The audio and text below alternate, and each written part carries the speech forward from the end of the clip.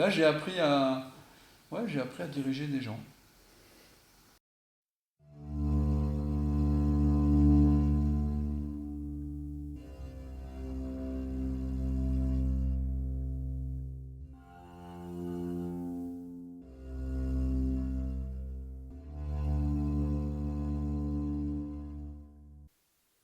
Dans cet épisode de notre Pearl Podcast United We Conquer, nous sommes avec Michel Petit, qui a été nageur de combat, commando marine pendant une quarantaine d'années au sein des unités spéciales. Michel a dirigé une équipe de commando marine lorsqu'il était chef d'escouade. Une escouade, c'est une quinzaine, une vingtaine de commandos, une population de personnes assez exigeantes, pas toujours faciles, auprès de qui la confiance se mérite. Michel partage avec nous quelques enseignements de cette période pendant laquelle il a vu ce que c'était que le leadership, ce qu'était que l'inspiration, l'engagement et la confiance. Je vous laisse découvrir.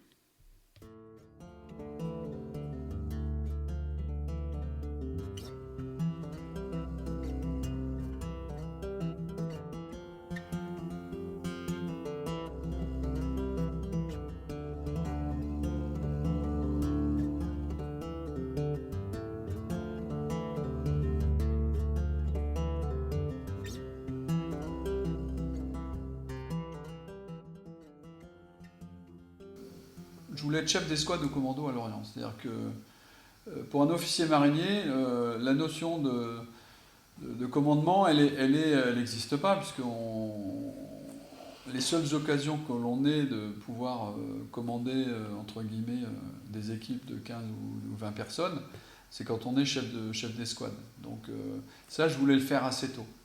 Et je savais qu'en revenant à Hubert, j'aurais, avant d'être chef de groupe, il serait passé pas mal d'années, donc j'avais envie de m'essayer à Lorient. Et j'ai pas regretté parce que mon expérience de chef d'escouade a été intéressante. Humainement, c'est intéressant. On faisait beaucoup d'exercices à l'époque. On a fait une mission au Yémen qui était d'évacuation de ressortissants. J'ai fait 2 missions de 6 mois à Djibouti. Ouais, très intéressant et riche surtout sur le plan humain. Parce que diriger des commandos marines, j'en discutais avec un chef de section de la Légion, c'est assez compliqué parce que un légionnaire, il obéit, il écoute, il a pas trop l'opportunité de répondre ou de se poser des questions. Nous, le dernier des matelots de l'escouade pose des questions, veut savoir pourquoi. Donc là, en termes de management, c'est assez intéressant. Parce qu'il faut que les gens aient confiance, il faut que les gens posent des questions. D'ailleurs, ça c'est pas. Mais il y a un moment à partir duquel il n'y a plus de questions à poser, faut y aller et le chef décide de ce qu'il a à faire. Donc là, j'ai appris à diriger des gens. Et justement, donc, tu parles du fait que tu te retrouves face à une population qui pose des questions, qui va peut-être pas pousser jusqu'à la contestation, mais en tous les cas, Ah les non. gens expriment des opinions, quoi. Oui, alors Ouais. ouais, tu as complètement raison. C'est là où il faut la limite entre. J'ai souvent tendance à dire, il y a un temps il y a un temps pour réfléchir, il y a un temps pour agir. La réflexion, elle est collective. Il faut qu'elle soit collective. Alors ça, c'est ma façon de penser, mais il faut réfléchir collectivement sur la meilleure façon de mener son action. Et moi, j'ai toujours pris soin d'écouter le dernier des matelots ou mon adjoint. Voilà, j'écoute tout, j'entends tout, et après, le chef, il prend sa décision. Voilà. Et c'est vrai que non, contestation, jamais, parce que d'abord, ça, on va aborder le problème du charisme. On en a ou on n'en a pas du charisme. Ça, j'en ai souvent discuté avec de jeunes officiers qui arrivaient au commando Hubert. On peut apprendre plein de choses à l'école. On peut apprendre plein de choses dans les stages, les différents stages que l'on peut faire. Le charisme, malheureusement, ça ne s'apprend pas. Ça veut dire que les gens vont vous suivre naturellement. C'est-à-dire que je pense que là, c'est un mélange de confiance qu'ils ont en leur chef, exemplarité, confiance. Enfin, là aujourd'hui, je coach quelques jeunes qui sont rentrés dans l'armée. Certains sont officiers dans l'armée de terre, d'autres sont quartier-maître dans la marine. Mes petits-enfants sont tous les trois militaires. Donc, quand on échange sur ce sujet-là, ma fille est adjudante dans la gendarmerie, enfin une de mes filles. Voilà, donc quand on échange sur ce sujet-là, je leur dis, il faut être exemplaire, il faut être capable de faire ce qu'on demande aux autres de faire. Alors pas tout, bien évidemment, il y a des domaines techniques qu'on n'est naturellement pas en mesure de faire, mais ça il faut savoir déléguer, il faut savoir aller chercher les compétences là où elles sont. Et là, la marine, c'est une bonne école, parce que la marine, comme l'armée de l'air, je pense, ce sont des armes de spécialistes. C'est-à-dire que j'ai eu une expérience de 3 ans dans l'armée de terre, on en parlera tout à l'heure. Dans l'armée de terre, la façon de fonctionner, alors il y a des bonnes raisons à tout ça, hein, c'est pas une critique c'est pas un jugement de valeur, hein, mais l'armée de terre, elle a été formatée avec la conscription. Ça veut dire qu'il y avait des appelés, et c'était pas anodin. Il y avait des jeunes qui n'avaient pas d'expérience, donc il fallait une discipline un peu plus rigoureuse, un peu plus. Dans la marine, on a toujours fait confiance à celui qui sait faire. C'est-à-dire que, pour revenir au commando Hubert, un exercice de saut en parachute ou une plongée va être dirigé par celui qui a les plus grandes qualifications dans ce domaine, et pas par le commandant, ni par l'officier responsable de... C'est pas nécessairement le plus gradé. L'officier responsable, il a la responsabilité, mais la partie technique et la préparation de l'activité, elle est faite par celui qui sait, qui a toutes les qualifications nécessaires. Donc ça, quand je suis arrivé dans l'armée de terre, il y a eu un petit choc culturel, parce que voilà, il fallait regarder les grades. Et nous, le grade dans la marine... et je pense que c'est parce que la marine, comme l'armée de l'air, sont des armes de techniciens. Un pilote, aussi chevronné soit-il, s'il s'agit de l'entretien de son appareil, il a tout à fait intérêt à faire confiance à son chef mécanicien. Bon, il peut l'ignorer, mais bon, je pense il faut qu'il ait un bon siège éjectable, quoi. Voilà. Après, il faut... Voilà. Et nous, la marine, je pense que les techniciens, un commandant de bateau, aussi bon soit-il, il n'est pas spécialiste de la machine. Donc voilà, il doit s'entourer de gens spécialistes. Et quand un spécialiste dit quelque chose, il est écouté. Parce qu'on sait qu'il parle de quelque chose de vital. Voilà. Ça, c'est vraiment... donc pour en revenir au chef, moi la façon... les clés de la réussite, si on veut commander des gens, alors plus ils sont qualifiés... comme le sont les commandos marines, hein, plus l'exercice est compliqué, parce qu'on a affaire à des gens qui connaissent. En topographie, par exemple. Nous, le dernier des matelots, il est capable d'utiliser un GPS, une carte.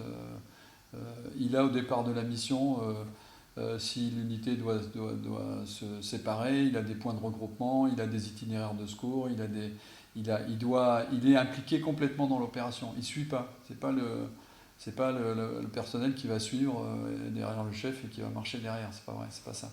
Si jamais on doit s'éclater, on doit être capable de se retrouver 1 heure après ou le lendemain, quelque part. Il n'est jamais dans le flou. Il a jamais. Donc ça, il doit l'apprendre, il doit le connaître, il doit l'apprendre par cœur. Donc ça veut dire que les gens auxquels on a affaire sont techniquement assez aboutis, donc forcément ils sont curieux quand on prend une décision. Mais j'ai jamais rencontré de velléité ou une fois, comme je vous disais tout à l'heure, une fois on réfléchit, on part, et une fois qu'on est parti, c'est le chef qui décide où on va, et là les gens suivent. Et la confiance que les gens nous accordent, elle est énorme, parce que en fait, j'en discutais avec un amiral quand j'ai quitté la marine. J'ai demandé un entretien avec notre amiral. où on a parlé de plein de choses intéressantes d'ailleurs, puisque je disais qu'aujourd'hui, on a, et c'est vrai, je l'ai vu au travers de ma carrière qui a été assez longue quand même, des jeunes officiers qui sont très attentifs à l'humain. C'est un milieu où on gère l'humain. Un commandant de commando, c'est pas un pilote d'avion. Alors je ne critique pas les pilotes d'avion qui sont d'excellents techniciens et militaires, mais un pilote d'avion, il a une machine, donc voilà, il doit gérer sa machine. Nous, le commandant du commando, il gère de l'humain. C'est-à-dire qu'il ne doit pas oublier que derrière ces hommes, il a des gens qui sont tous très différents. Et surtout, il a quand même, contrairement à un directeur de service dans une administration quelconque, il doit être capable de les amener au sacrifice ultime. C'est-à-dire que les gens doivent le suivre jusqu'à la fin. C'est-à-dire que ça aussi, le niveau de confiance, il est quand même assez important. C'est-à-dire que les gens doivent nous suivre quand on donne un ordre, même si ça se passe pas bien, ils doivent rester. Enfin voilà, c'est au premier coup de feu, il ne faut pas que tout le monde s'en aille en courant. Donc là, tout le monde est là, et ça, ce niveau-là à atteindre, il est important.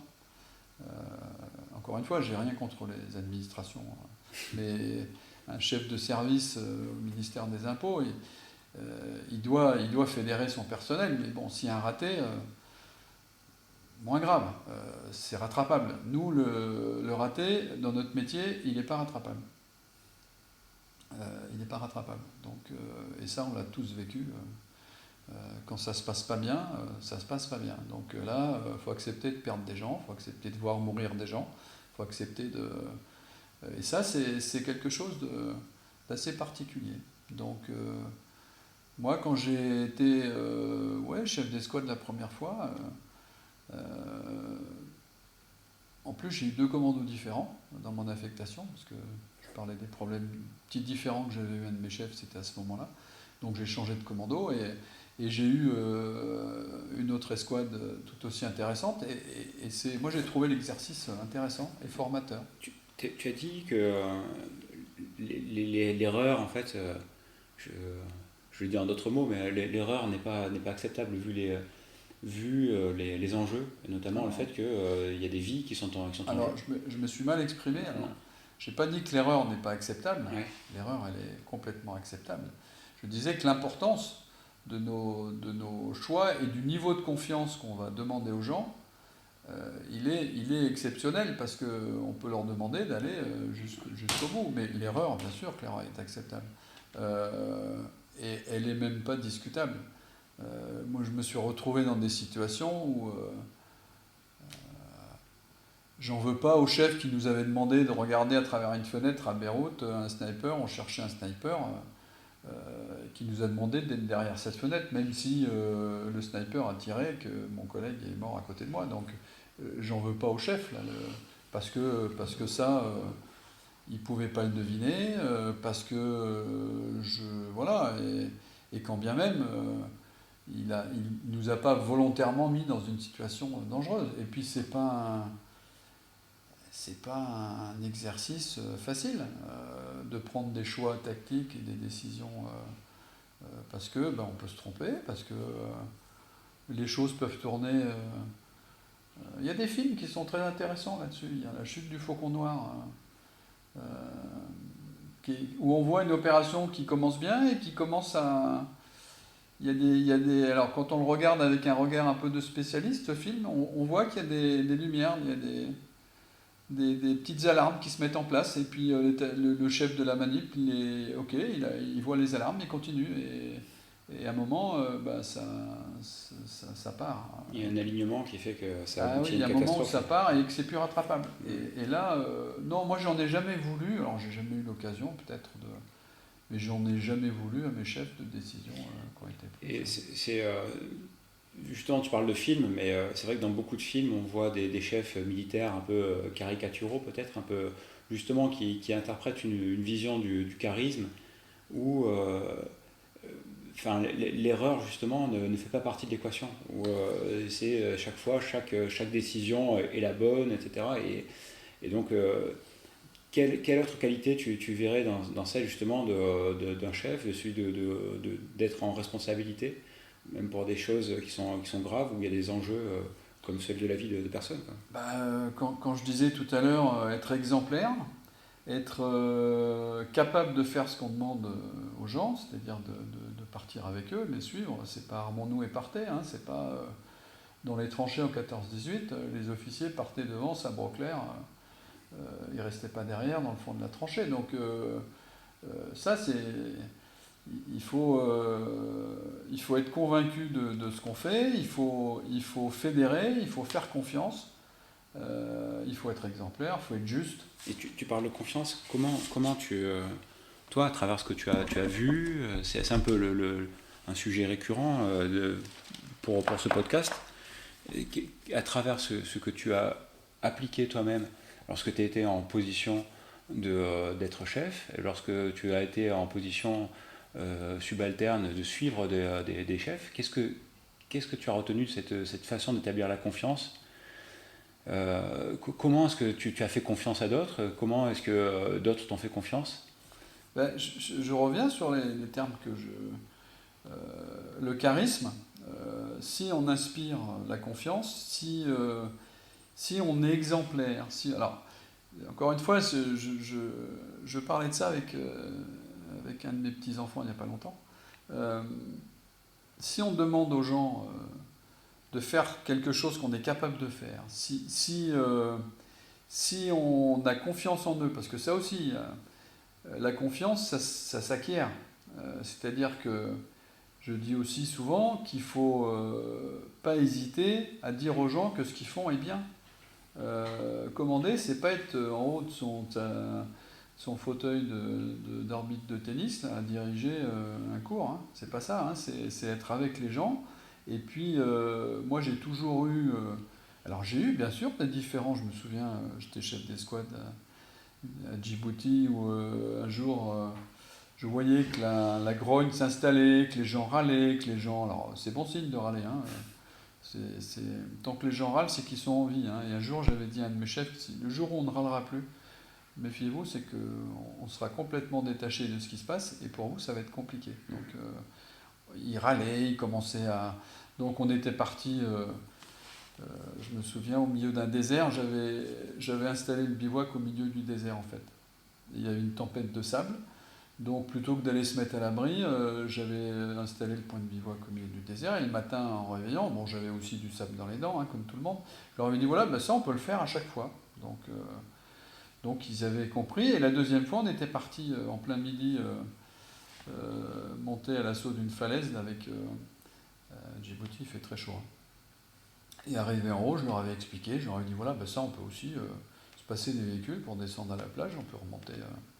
Et je dis maintenant on va discuter, puisqu'a priori vous n'avez pas l'air. Et puis là on avait fait une mise au point qui est nécessaire. Parce que forcément, moi j'avais un petit travers quand j'étais un jeune chef par exemple.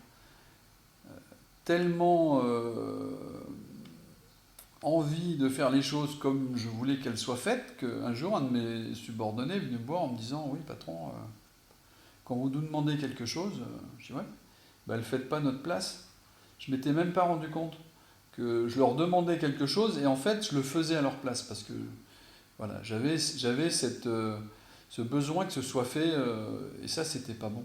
Il vaut mieux laisser faire les choses et après aller les voir en leur disant ouais, ça plutôt que de le mettre là on va le mettre là. Ça c'est intelligent parce que au moins on a valorisé ce qu'a fait son subordonné et mais on lui donne un conseil, voilà. Mais moi je faisais, donc là ce jour-là j'ai compris qu'il fallait que je les laisse faire et qu'après je leur fasse plus confiance en fait. Parce que la confiance elle est mutuelle. Un chef qui n'a pas confiance dans ses subordonnés c'est compliqué. Compliqué parce que d'abord il ne doit pas bien dormir, puis ensuite ça avance pas quoi. Donc la confiance elle doit être réciproque. Elle doit être réciproque et elle s'installe. Je pense qu'il y a le crédit que les gens nous accordent aussi. Alors moi, bien sûr, et ça c'est drôle que tu me parles de ça parce que j'ai eu une discussion, j'ai un de mes jeunes quartier maître de l'époque qui est venu passer une semaine à la maison il n'y a pas longtemps. Et on parlait de cette époque-là et moi je ne me rendais pas compte. je ne me rendais pas compte de l'image que les gens avaient de moi. Parce que d'abord, ça ne m'aurait pas plu qu'ils me disent certaines choses. Là aujourd'hui, on est tous des vieux. Lui, il est pré-retraité, moi je suis en retraite depuis un moment, donc on a des échanges, puis on est devenu. C'est un ami. Donc, et il me disait, mais tu te rends pas compte, tu étais nageur de combat, tu étais moniteur parachutiste, on te regardait, il suffisait que tu nous dises quelque chose, on le faisait. En plus, je rentrais, moi, d'une zone de guerre, de Beyrouth, à l'époque où tous nos instructeurs n'avaient jamais entendu une balle siffler. Donc là, j'avais un crédit naturel. Je m'en étais même pas rendu compte. Et puis quand j'étais rentré, les gens, je leur demandais de... j'avais changé un peu les habitudes. C'est-à-dire que moi, je venais de passer 5 mois avec un casque lourd, un gilet pare-balles. Donc je leur disais ça à l'entraînement, ça serait bien qu'on s'équipe comme ça. Et puis je leur donnais des conseils. Et il m'a dit une chose que j'avais oubliée d'ailleurs. Il devait partir en mission au Liban. Et avant de partir, j'avais réuni l'équipe qui partait et je leur avais donné des conseils sur le théâtre. En fait, je leur avais juste fait part de mon expérience qui n'était pas très vieille. Donc, et ils m'avaient dit, là on avait bu tes paroles, on t'écoutait parce qu'en fait, les livres de tactique c'est bien, mais toi tu avais vécu ça. Donc voilà, on était en prise directe avec ce que tu avais vécu. Et ça, moi je m'en suis pas rendu compte sur le moment, de l'image que les gens ont de nous. Et ça, c'est du charisme aussi. Voilà. Et c'est vrai que moi, j'avais pas l'impression d'avoir fait des choses exceptionnelles non plus. Quoi. Je veux dire, j'avais juste. Et ça, les jeunes, voilà. Donc, la confiance, elle vient aussi de l'expérience qu'on a nous. Je change un tout petit peu d'angle. À ce moment-là, tu es jeune premier maître en fait, Ouais. donc jeune adjudant. Tu es responsable d'une escouade, donc c'est 15, 20 personnes. 17 personnes. Ouais. Et donc tu es le chef de cette escouade. Et il arrive qu'il y ait des commandos, des officiers commandos qui soient nouvellement affectés. Et la première affectation de ces officiers commandos, en général, c'est chef d'escouade. Et donc ils se retrouvent dans une escouade qui existe déjà avant eux, qui est avec toute la hiérarchie existante. Et est-ce que toi tu t'es retrouvé dans cette situation de voir un officier qui arrivait alors que tu étais le patron de oui, cette alors escouade? là aussi la marine elle est bien faite pour ça, mais j'ai eu plusieurs... j'ai été adjoint de jeunes officiers, comme tu disais, il y avait à l'époque les jeunes officiers qui faisaient leur service militaire, qui faisaient 18 mois de service, je crois, si mes souvenirs sont bons, ou 15 mois. Donc, qui se retrouvaient chefs parce qu'ils étaient jeunes aspirants. Nous, on se retrouvait adjoints. Alors moi, ça m'a jamais frustré parce que faut pas se voiler la face. Le chef, ça reste l'adjoint dans ces cas-là. Parce que les jeunes, chaque fois qu'ils donnaient un ordre, les jeunes me regardaient. Et moi, j'ai toujours eu envie de transmettre et de les aider, à tel point que certains de ces jeunes aspirants, qui sont devenus, pour certains, des amis très très proches, aujourd'hui sont... Voilà, on appréciait cette coopération. Voilà, c'est une coopération, on est là pour les aider, parce que c'est facile pour nous de les envoyer dans le mur.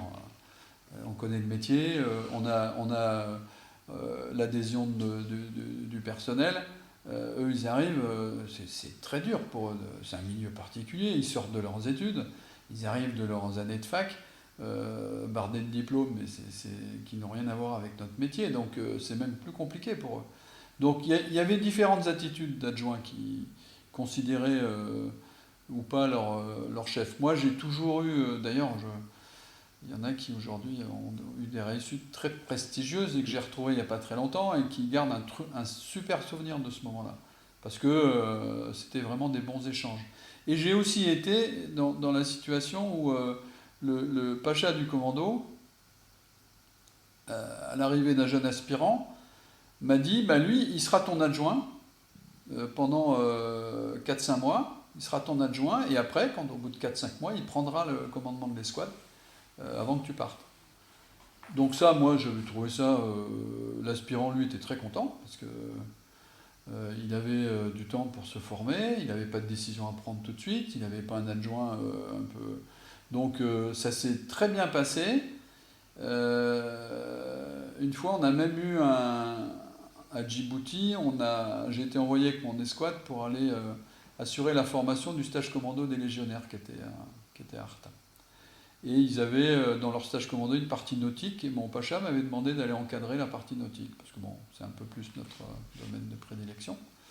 Donc on était parti rejoindre ces légionnaires. Et je me souviens du chef de section de la Légion, qui était un grand lieutenant, à qui je présente l'escouade en disant voilà, bah, ouais, je me suis présenté, voilà mon adjoint, l'aspirant machin. Et mes chefs de groupe, enfin, je lui présente tout le monde, le responsable des moteurs, enfin voilà, je lui présente vraiment toutes les squads. Et puis à un moment donné, il part voir un de mes adjoints, et puis il lui dit, mais tout à l'heure, le patron, il a dit que son adjoint, c'était un aspirant. Il dit, bah ouais. Mais lui, il est quoi? Ben, il est premier maître. Premier maître, c'est quoi? Ben, c'est adjudant. Il dit, mais il ne peut pas avoir... il est aspirant, mais c'est officier aussi dans la marine. Il dit oui. Donc là, il vient me voir, ce grand lieutenant, il me dit, je comprends pas, votre adjoint, il est officier? Ben, je dis ouais. Et vous êtes... Ben, je suis officier marinier. Et là, il y avait un bug. Il y avait un bug, il avait bugué, et je l'ai mis à l'aise. Après, on a passé une semaine ensemble, super. Mais je lui dis, il n'y a pas de souci, tout va bien. Lui, il apprend son travail. Je lui apprends son travail, et puis après, il prendra le commandement. Et ça, j'avais trouvé que c'était pas mal comme démarche, parce que lui, il a au moins eu le temps d'apprendre. Et puis, bah, ce garçon, là, aujourd'hui, il est dans une très grande entreprise de bâtiments. Il travaille en Afrique du Sud, là, et on se voit, on se contacte régulièrement, et il a gardé un très très bon souvenir de ce passage-là. Et je pense que pour eux, alors pour nous, c'était un peu d'avoir des gens qui fassent que un an et demi dans l'institution, c'était un peu compliqué, mais par contre, ça a amené aussi un regard intéressant. Parce qu'on a tendance à être dans notre bulle, nous, à s'auto-critiquer, à s'auto-regarder, à s'auto-former. Et là, on avait des gens qui arrivaient d'un univers complètement différent et qui parfois avaient, souvent même, des bonnes idées ou avaient un regard sur notre façon de fonctionner différent. Et moi, j'étais preneur de ça. Parce que nous, on était dans le train, et puis eux, de temps en temps, ils posaient des questions qui nous faisaient avancer. Et puis c'était des gens intellectuellement qui étaient bien câblés, donc voilà, c'était intéressant cet échange.